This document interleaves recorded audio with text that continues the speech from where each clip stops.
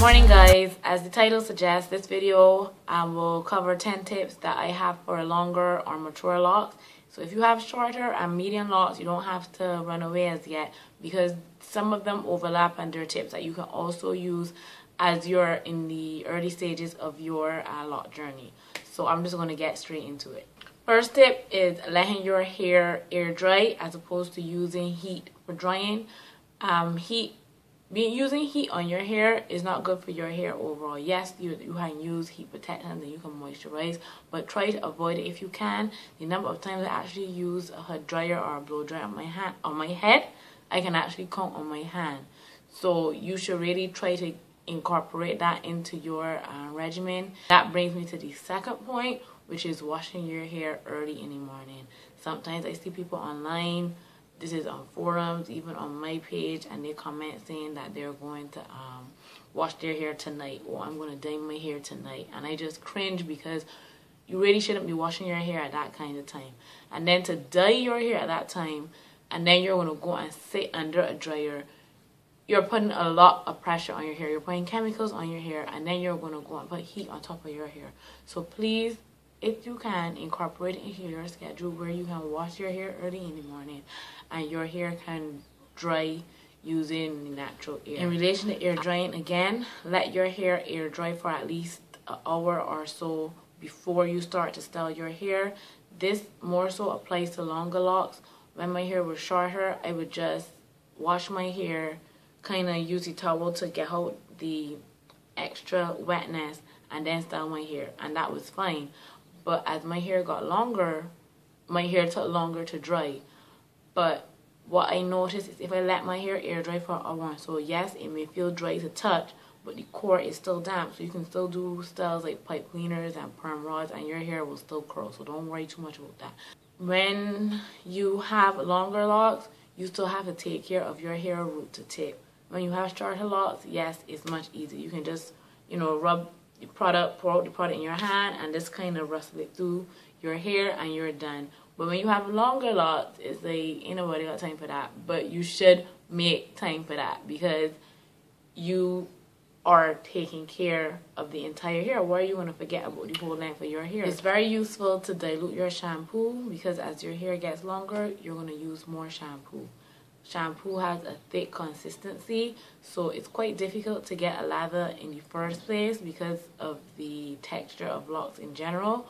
But what I find works is if I dilute my shampoo, then it's already quite concentrated since it's so thick, and then it's easier to get a good lather at first. So I started doing it from when I had an old bottle. When I bought a new bottle, just empty half into the old bottle and then half with water. So I do it 50-50, shake it up, of course, and then use that to distribute the shampoo in your hair much easier. And it's not really twice as much shampoo, because since it's more liquidy, you're going to be squirting out quite a lot as well. But don't hold back on the shampoo, because you really want to get a good lather, but you should also look into diluting it so that it's easier to get the shampoo spread through. You should also consider prolonged rinsing.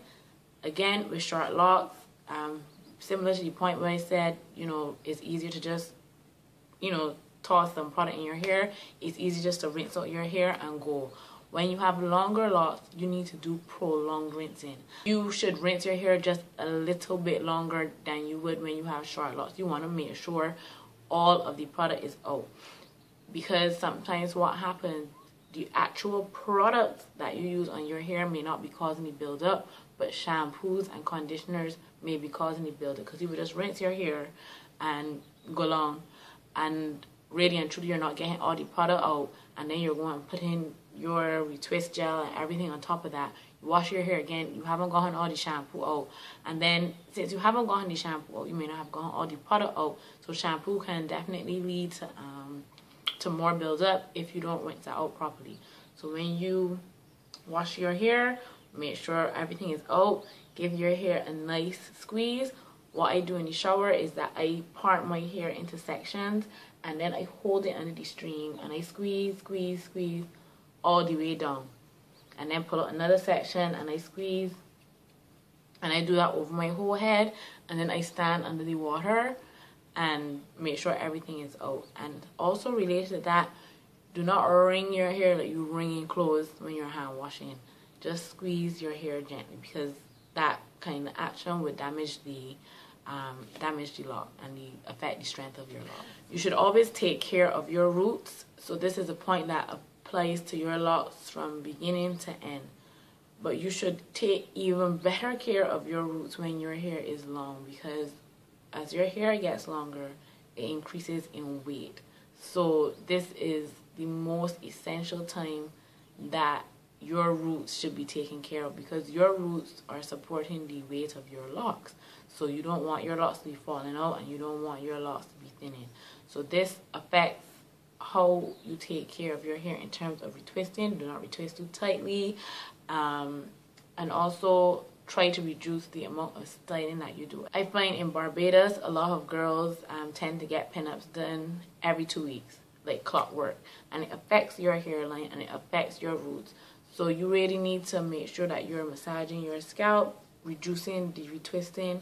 And for example, I do pipe cleaners and I do not retwist my hair. I would do curly styles and then just lay my edges with some gel, make sure I tie it down before I go out, and I don't retwist for those 2 to 3 weeks. So make sure you take care of your roots, because you're going to need them if you want long locks for a long time. Do not try to pick out length. You will see some length and you could just easily, you know, pull it out like that and move along. But sometimes you will find length that's like embedded in the lock, and you will pick and pick and pick and pick and pick and pick and pick, and you almost pick out your lock. So please do not do that, because if the length is somewhere up here, for example, by the time you finish picking that out, you weaken your lock, and then a piece of your lock is going to fall off. So try not to pick out length if you can. As mentioned in a previous video, you can dye your hair. To me, that's a bit more extreme, and that takes a bit more commitment, but you can dye your hair. Sorry. And you can also use a permanent marker. I used to do that back in the day. I haven't done it in a while, but I'm still open to it, of course. So just use a permanent marker. This one isn't black, but use a black permanent marker, and you will literally just color over it in the color of your lock. My hair is black, so I will use black, and you just color over it, and that would cover up the length temporarily. So please do not try to pick it out, because you will damage your hair. Frizz does not always go away. I get questions a lot: how do I combat the frizz? How do I get rid of frizz? When you first start your locks, frizz is inevitable, and you usually have to combat it for the first year or two. When you have mature locks, you still get frizzy situations.